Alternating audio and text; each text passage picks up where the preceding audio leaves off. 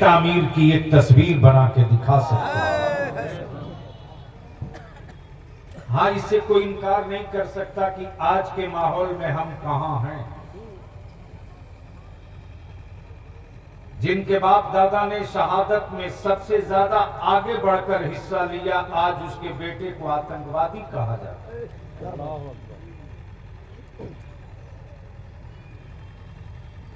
कल मैं रास्ते में था, अचानक मुझको फोन आया कर्नाटका से कि फिर एक ज़ईफुल उम्र की मॉब लिंचिंग हो गई।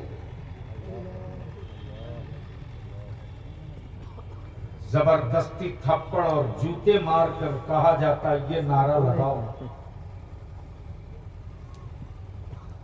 मैं कहता हूं हिंदुस्तान है हिंदुस्तान। पार्ट टाइम सत्ता के बिजनेस करने वाले मेरे देश की जनता को चंद घंटे, चंद मिनट, चंद साल के लिए गुमराह कर सकते हैं, लेकिन भारत की मिट्टी में जो हिंदू मुस्लिम एकता में विभिन्नता में एकता, अनेकता में एकता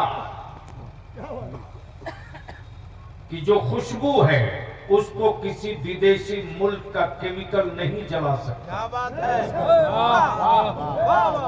और ये तारीख है। बदलाव का हर सूरज बिहार से निकला है।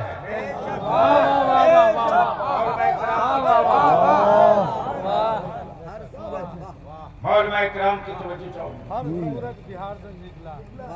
बदलाव का हर सूरज बिहार से निकला है, इसलिए कि बिहार का दिल भी बड़ा है, बिहार की मिट्टी में भी प्यार और मोहब्बत है।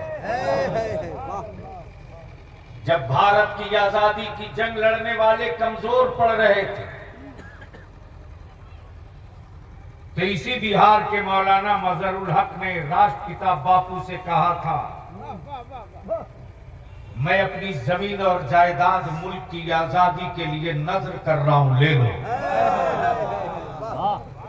आज भी किसी राजनीतिक और सियासी पार्टी का कार्यालय उन्हीं की जमीन पर है, पटना में,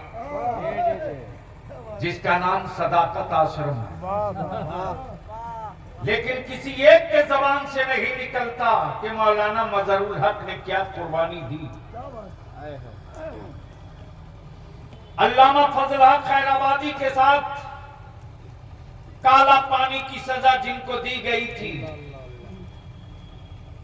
मुझे भी याद है, आपका बलियावी, आपका खादिम अहले सुन्नत का नौकर कुछ दिनों के लिए पार्लियामेंट का एमपी था। लेकिन अचानक रमजान में कारी साहब, मुझे याद आ गया अल्लामा शहबाज साहब, कि हमें ढूंढना चाहिए कि मेरे उस अजीम मोहसिन की कब्र कहां है। मालूम हुआ कि काला पानी तो किताबों में पढ़ा था, चलकर देखे उनकी कब्रों का निशान बचा है कि नहीं। जब मैं पहुंचा और सलेवर जेल की दीवारों के से करीब गुजर रहा था, तो देखा कि जिन्होंने अंग्रेजों की दलाली करके हिंदुस्तान की आजादी के मुजाहिदों का कत्लेआम कराया था, उनकी तस्वीरें लटक रही हैं और मुल्क की आजादी के लड़ने वालों में उनका नाम लिखा। हिंदुस्तान की मिट्टी कभी भी कॉमनल नहीं हो सकती। और बलियावी पूरी जिम्मेदारी के साथ कहता, सुनिए, खास तौर से मेरी कौम मुसलमानों के नौजवानों, बच्चों, बुजुर्गों, सुनो,